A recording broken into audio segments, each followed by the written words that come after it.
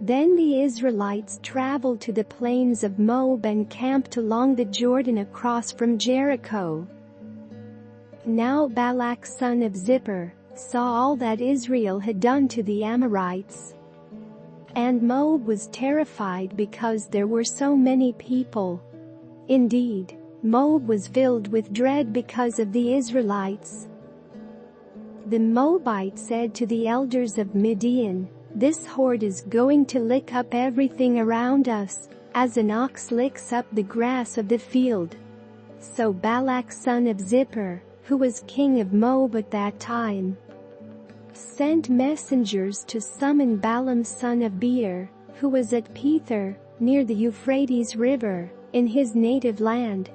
Balak said, "A people has come out of Egypt. They cover the face of the land and have settled next to me. Now come and put a curse on these people, because they are too powerful for me.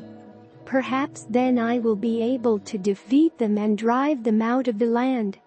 For I know that whoever you bless is blessed, and whoever you curse is cursed."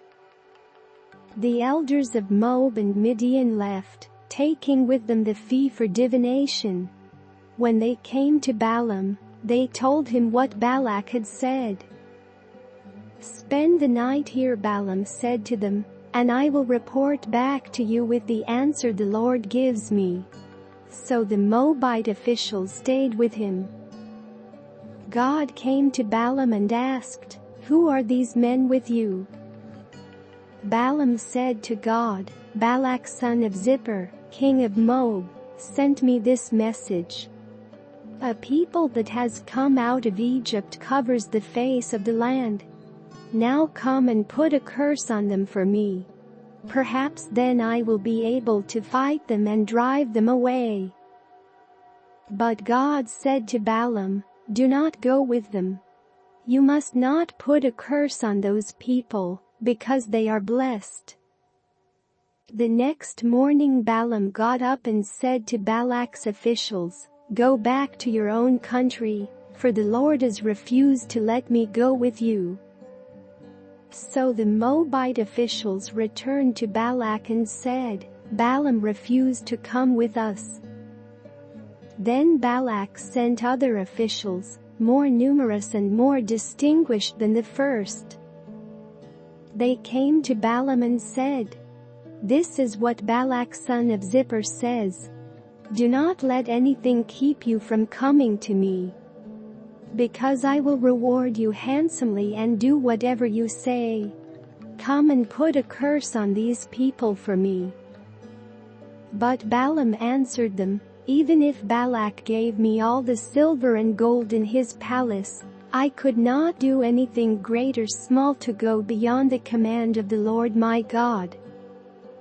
Now spend the night here so that I can find out what else the Lord will tell me." That night God came to Balaam and said, "Since these men have come to summon you, go with them, but do only what I tell you." Balaam got up in the morning, saddled his donkey and went with the Moabite officials. But God was very angry when he went, and the angel of the Lord stood in the road to oppose him. Balaam was riding on his donkey, and his 2 servants were with him. When the donkey saw the angel of the Lord standing in the road with a drawn sword in his hand, it turned off the road into a field. Balaam beat it to get it back on the road. Then the angel of the Lord stood in a narrow path through the vineyards, with walls on both sides. When the donkey saw the angel of the Lord, it pressed close to the wall, crushing Balaam's foot against it. So he beat the donkey again.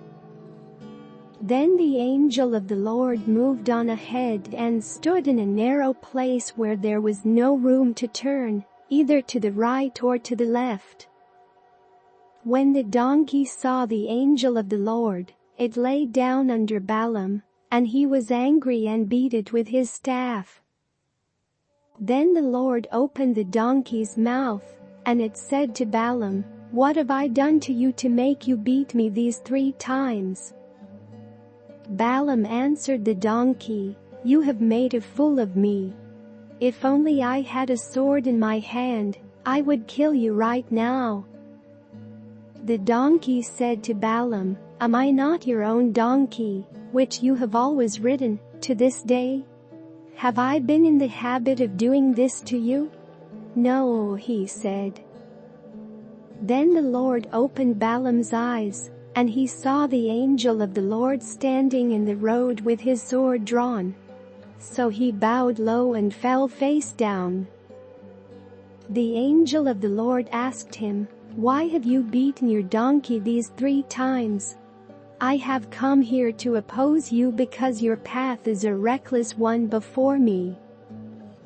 The donkey saw me and turned away from me these 3 times.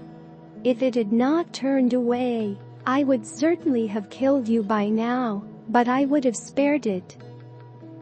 Balaam said to the angel of the Lord, I have sinned. I did not realize you were standing in the road to oppose me. Now if you are displeased, I will go back. The angel of the Lord said to Balaam, Go with the men, but speak only what I tell you. So Balaam went with Balak's officials.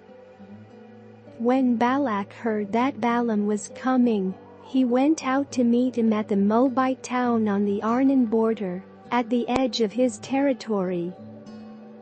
Balak said to Balaam, Did I not send you an urgent summons? Why didn't you come to me? Am I really not able to reward you? Well, I have come to you now, Balaam replied. But I can't say whatever I please. I must speak only what God puts in my mouth. Then Balaam went with Balak to Kiriath-Uzeth. Balak sacrificed cattle and sheep, and gave some to Balaam and the officials who were with him. The next morning Balak took Balaam up to Bamoth Baal, and from there he could see the outskirts of the Israelite camp,